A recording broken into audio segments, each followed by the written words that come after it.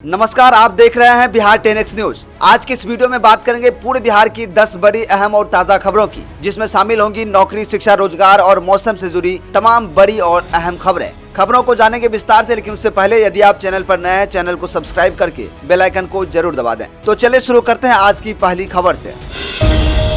बिहार में एक और मरीन ड्राइव मुंगेर से साबौर तक बनेगा। 82.80 किलोमीटर का गंगा पथ, एजेंसी चयन की प्रक्रिया शुरू। भागलपुर मुंगेर क्षेत्र में गंगा पथ परियोजना मरीन ड्राइव को आगे बढ़ाने की दिशा में बिहार राज्य सड़क विकास निगम लिमिटेड BSRDCL ने पर्यावरण, वन एवं वन्यजीव मंजूरी दिलाने के लिए राष्ट्रीय शिक्षा एवं प्रशिक्षण प्रत्यायन बोर्ड ने मान्यता प्राप्त एजेंसी की नियुक्ति के लिए प्रस्ताव आमंत्रित किया है। BSRDCL मुंगेर, बरियारपुर, घोड़ाघाट, सुल्तानगंज, भागलपुर, साबौर को जोड़ने वाले लगभग 82.80 किलोमीटर लंबे मरीन ड्राइव को निर्माण की योजना पर काम कर रहा है। यह सड़क गंगा नदी के समानांतर समतल एवं ऊंचे मार्ग यानी एलिवेटेड कॉरिडोर के रूप में विकसित की जाएगी। परियोजना के तहत मुंगेर से सुल्तानगंज तक लगभग 42 किलोमीटर हिस्से सहित पूरे मार्ग के लिए पर्यावरणीय स्वीकृतियां प्राप्त करना आवश्यक है। इसी उद्देश्य से NBT मान्यता प्राप्त विशेषज्ञ एजेंसी की सेवाएं लेने की प्रक्रिया शुरू की गई है। 19,200 किसानों को मिलेगा फायदा। केंद्र सरकार ने मिथिला मल्टी कमोडिटी उद्यान क्लस्टर को दी मंजूरी। केंद्र सरकार ने मधुबनी और दरभंगा में मिथिला मल्टी कमोडिटी उद्यान क्लस्टर को मंजूरी दी है, जिससे 19,200 किसानों को सीधा लाभ मिलेगा। बिहार सरकार 100 करोड़ की लागत से आधुनिक बागवानी परियोजना शुरू करेगी। मधुबनी और दरभंगा के लिए किसानों के लिए बड़ी खुशखबरी है। केंद्र सरकार ने मिथिला मल्टी कमोडिटी उद्यान क्लस्टर को मंजूरी दे दी है। अब बिहार सरकार करीब 100 करोड़ रुपए की लागत से क्लस्टर डेवलपमेंट प्रोग्राम के तहत दोनों जिलों में आधुनिक बागवानी परियोजना शुरू करेगी। इससे हजारों किसानों की आय बढ़ाने की तैयारी है। परियोजना के तहत high tech nursery, tissue culture lab, plant health clinic, drip सिंचाई, हाई डेंसिटी प्लांटिंग और पुराने आम के बागों का जीर्णोद्धार किया जाएगा। सरकार का उद्देश्य आधुनिक तकनीकी के जरिए उत्पादन बढ़ाने और किसानों की लागत कम करने का है। बिहार के विश्वविद्यालयों में लागू होगी मुख्यमंत्री शोध छात्रवृत्ति योजना। नए कॉलेज में होगी सहायक प्रधानाध्यापकों की भर्ती। पटना स्थित बिहार लोक भवन में शुक्रवार को राज्यपाल की अध्यक्षता में उच्च शिक्षा को लेकर अहम बैठक हुई। बैठक में राज्य के विश्वविद्यालयों और नवसृजित सरकारी डिग्री कॉलेज से जुड़े कई महत्वपूर्ण प्रस्तावों पर सहमति बनी। इसमें उच्च शिक्षा व्यवस्था को मजबूत करने और शोध कार्यों को बढ़ावा देने पर विशेष जोर दिया गया। बैठक में शोध एवं अनुसंधान को प्रोत्साहित करने के उद्देश्य से कुलाधिपति पोस्ट डॉक्टोरल फेलोशिप, मुख्यमंत्री शोध अनुदान योजना और मुख्यमंत्री शोध छात्रवृत्ति योजना लागू करने पर सहमति बनी। इन योजनाओं का उद्देश्य शोधार्थियों और युवा शिक्षाविदों को आर्थिक सहायता देकर विश्वविद्यालयों में गुणवत्तापूर्ण अनुसंधान को बढ़ावा देना है। बैठक में नवसृजित 211 राजकीय डिग्री महाविद्यालयों के लिए संविदा आधारित सहायक प्राध्यापकों की केंद्रीकृत नियुक्ति प्रक्रिया अपनाने का निर्णय लिया गया। इससे नियुक्ति प्रक्रिया में पारदर्शिता आएगी और नए कॉलेजों में शिक्षकों की कमी दूर होने की उम्मीद है। बिहार में शिक्षक ट्रांसफर पॉलिसी से होगा बड़ा फायदा। अनमैरिड लेडी टीचर, गंभीर बीमारी वालों और दिव्यांग को 7 प्रेफरेंस। शिक्षा विभाग ने शिक्षकों के स्थानांतरण की जो नई नियमावली तैयार की है, उसमें 40 से अधिक उम्र की महिला शिक्षिकाओं का विशेष ध्यान रखा गया है। इस बात का जिक्र किया गया है कि अगर किसी अविवाहित महिला शिक्षक की उम्र 40 वर्ष से अधिक है तो स्थानांतरण में उनकी पसंद को वरीयता दी जाएगी। अगर कोई महिला शिक्षक विधिक रूप से अलग रह रही हैं तो उन्हें भी स्थानांतरण में वरीयता मिलेगी। नियमावली में यह भी स्पष्ट किया गया है कि जिन विद्यालयों में स्वीकृत शिक्षकों की संख्या 4 से कम है, वहां वरीयता श्रेणी के शिक्षकों के पदस्थापन पर विचार नहीं किया जाएगा। बीमारी और दिव्यांगता के तहत शिक्षकों को स्थानांतरण में किस तरह से अधिमानता मिलेगी, इसका भी विशेष रूप से स्थानांतरण की नियमावली में जिक्र किया गया है। वरीयता श्रेणी के तहत कैंसर रोग से ग्रस्त शिक्षक, open heart surgery, atrial septal defect, अंग प्रत्यारोपण के मामले में 20% स्वयं, 10% पत्नी के मामले में तथा 10% की वरीयता संबंधित शिक्षक के 18 वर्ष से कम उम्र के आश्रित के संदर्भ में दी जाएगी। पटना में यौम अशूरा पर मातमी जुलूस, बच्चों युवाओं ने किया जंजीरी मातम, खामेनेई को किया याद। मुहर्रम महीने की 10वीं तारीख यानी यौम अशूरा के दिन करबला की जंग में सच्चाई और इंसानियत की रक्षा करने के लिए शहीद हजरत इमाम हुसैन समेत 72 लोगों की शहादत शुक्रवार को याद की गई। आलमगंज के पठान टोली से शिया समुदाय द्वारा सुबह में मातमी जुलूस निकाला गया। नोहा और मर्सिया पढ़ते हुए अशोक राजपथ के रास्ते हजरत इमाम हुसैन के चाहने वाले पत्थर की मस्जिद स्थित इमामबाड़ा तक गए। रास्ते में इन्होंने करबला के शहीदों को याद करते हुए सीनाजनी और जंजीरी मातम किया। मातम कर रहे बच्चों और युवाओं का जिस्म खून से लहूलुहान था।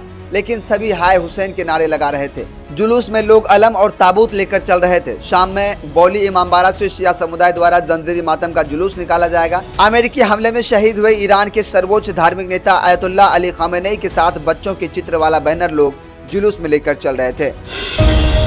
बिहार में मानसून पूरी तरह सक्रिय, सीमांचल में भारी बारिश का अलर्ट, ठनका और तेज हवा से सतर्क रहने की अपील। आज यानी 27 जून को राजधानी पटना समेत राज्य के अधिकांश जिलों में दिन भर बादल छाए रहने की और रुक रुक कर बारिश होने की संभावना है। मौसम विभाग के अनुसार कई इलाकों में गरज चमक के साथ तेज बारिश और 30 से 40 किलोमीटर प्रति घंटे की रफ्तार से तेज हवाएं चल सकती हैं। वहीं सीमांचल से कटिहार, किशनगंज, पूर्णिया और अररिया जिलों में मौसम ज्यादा सक्रिय रहने का अनुमान है। इन जिलों में कहीं कहीं मध्यम से भारी बारिश हो सकती है, जिससे निचले इलाकों में जलजमाव की स्थिति भी बन सकती है। इसके अलावा कोसी और पूर्वी बिहार के कुछ हिस्सों में भी अच्छी बारिश होने की संभावना जताई गई है। मौसम विभाग ने कई जिलों के लिए आकाशीय बिजली यानी ठनका गिरने को लेकर भी चेतावनी जारी की है। ऐसे में लोगों से अपील की गई है कि खराब मौसम के दौरान खुले मैदान, खेत, पेड़ या बिजली के खंभों के नीचे खड़े होने से बचें। यदि तेज बारिश या गरज चमक शुरू हो जाए तो तुरंत किसी सुरक्षित स्थान पर शरण लें। बारिश के चलते लोगों को भीषण गर्मी और उमस से काफी राहत मिलने की उम्मीद है। हालांकि यात्रा करने वाले लोगों और किसानों को मौसम का ताजा अपडेट देखकर ही घर से निकलने की सलाह दी गई है। फिलहाल अगले कुछ दिनों तक बिहार के अधिकांश हिस्सों में मानसून सक्रिय रहने और बारिश का सिलसिला जारी रहने की संभावना है। बिहार में मेलों पर खर्च होंगे 8.24 करोड़। श्रावणी मेला के लिए विभाग ने दिए 3.25 करोड़। राजस्व एवं भूमि सुधार विभाग इस वर्ष मेला पर 8 करोड़ 24 लाख खर्च करेगा। इसमें अकेले श्रावणी मेला पर 3.25 करोड़ खर्च होगा। विभाग के मंत्री डॉक्टर दिलीप कुमार जायसवाल ने शुक्रवार को यह जानकारी दी कि मंत्री ने बताया कि यह राशि उन जिलों को आवंटित की गई है जहां मेला का आयोजन होने वाला है। 4 महत्वपूर्ण मेलों के लिए अब तक राशि आवंटित हो चुकी है। राजगीर मलमास मेला के लिए 4 करोड़ 85 लाख रुपया दिया गया है। दरभंगा में आयोजित वीर लौड़िक मेला और रामनवमी मेला के लिए भी अलग से राशि दी गई है। उन्होंने बताया कि राज्य भर में प्रत्येक वर्ष करीब 4 दर्जन मेलों का आयोजन होता है। इनमें कुछ मेले विशेष अवसर या महत्व को लेकर आयोजित किए जाते हैं। 1 दर्जन से अधिक मेलों को राज्य के मेला का दर्जा भी प्राप्त है। उन्होंने कहा कि कुछ मेलों का ही आयोजन पर्यटन विभाग के स्तर से होता है, लेकिन अन्य सभी मेलों का आयोजन राजस्व एवं भूमि सुधार विभाग के स्तर से किया जाता है। भागलपुर में बनेगा आम का सेंटर ऑफ एक्सीलेंस, जर्दालू को मिलेगी वैश्विक पहचान। भागलपुर के प्रसिद्ध जर्दालू आम को वैश्विक पहचान दिलाने की कवायद तेज हो गई है। शाहपुर प्रखंड के प्रोजनी बाग में जल्द आम का सेंटर ऑफ एक्सीलेंस बनेगा। केंद्र सरकार की स्वीकृति के बाद केंद्र टीम स्थल निरीक्षण कर लौट चुकी है, जिसके बाद उद्यान विभाग परियोजना की विस्तृत कार्य योजना तैयार करने में जुट गया है। हाल ही में केंद्र टीम ने मशव के परियोजना पदाधिकारी ब्रह्मादेव और उद्यान निदेशालय के अधिकारियों के साथ प्रस्तावित स्थल का निरीक्षण किया। टीम ने चयनित भूमि का नक्शा, चौहद्दी और तकनीकी रिपोर्ट शीघ्र तैयार करने के निर्देश दे दिए हैं। निरीक्षण में पाया गया कि भूमि का पश्चिमी हिस्सा ऊंचा है और पूर्वी हिस्सा नीचा है। ऐसे में निर्माण से पहले भूमि समतलीकरण यानी लेवलिंग का आवश्यक होगा। परियोजना को अंतिम रूप देने के लिए उद्यान विभाग ने मिट्टी के भौतिक, रासायनिक और जैविक परीक्षण की प्रक्रिया शुरू कर दी है। बिहार की जेलों में प्रशासनिक फेरबदल, 30 उपाधीक्षकों का ट्रांसफर, बेऊर जेल में भी होगी नई तैनाती। राज्य सरकार ने कारा प्रशासन में बड़ा फेरबदल करते हुए विभिन्न जेलों में पदस्थापित 30 उपाधीक्षकों का तबादला कर दिया है। गृह विभाग की ओर से जारी अधिसूचना के अनुसार कई मंडल और उपकाराओं में नए पदस्थापन किए गए हैं। जारी अधिसूचना के अनुसार वीना कुमारी को पटना सिटी उपकारा का अधीक्षक बनाया गया है। वहीं अरविंद कुमार 2 को बाढ़ उपकारा में पदस्थापित किया गया है। फुलवारी शरीफ शिविर मंडल का कारा से धीरज कुमार का तबादला बेतिया मंडल कारा कर दिया गया है। पटना सिटी मंडल का कारा से अभिषेक कुमार सिंह को किशनगंज मंडल कारा भेजा गया है। यह तबादला प्रशासनिक आवश्यकता और कारा व्यवस्था को अधिक प्रभावी बनाने के उद्देश्य से किया गया है। आदेश तत्काल प्रभाव से लागू कर दिया गया है। बिहार में अजब गजब प्रमोशन, 4 महीने पहले बने सीनियर, नया नोटिफिकेशन आया तो फिर बन गए जूनियर डॉक्टर। भागलपुर के जवाहरलाल नेहरू मेडिकल कॉलेज अस्पताल के ब्लड बैंक प्रभारी डॉक्टर अजय प्रताप अपनी पदोन्नति को लेकर सवालों की घेरे में हैं। जवाहरलाल नेहरू मेडिकल कॉलेज अस्पताल के ब्लड बैंक प्रभारी डॉक्टर अजय प्रताप, सरकार ने इनको सामान्य चिकित्सा पदाधिकारी के रूप में यहां तैनात किया, लेकिन 4 माह में बिना किसी नोटिफिकेशन के ये वरीय चिकित्सा पदाधिकारी हो गए। अब सवाल यह खड़ा हो रहा है कि क्या यह अधीक्षक कार्यालय में कार्य करने वाले कर्मचारी की गलती थी या नोटिफिकेशन में एक जैसा नाम होने का लाभ उठाया गया। इस पूरे मामले में डॉक्टर अजय कुमार ने भी पक्ष रखा है और उन्होंने कहा है कि हमने इस गलती को मानते हुए मुख्यालय अस्पताल अधीक्षक को आवेदन देकर जो पद सरकार ने हमें दिया है उसे करने का आग्रह किया है।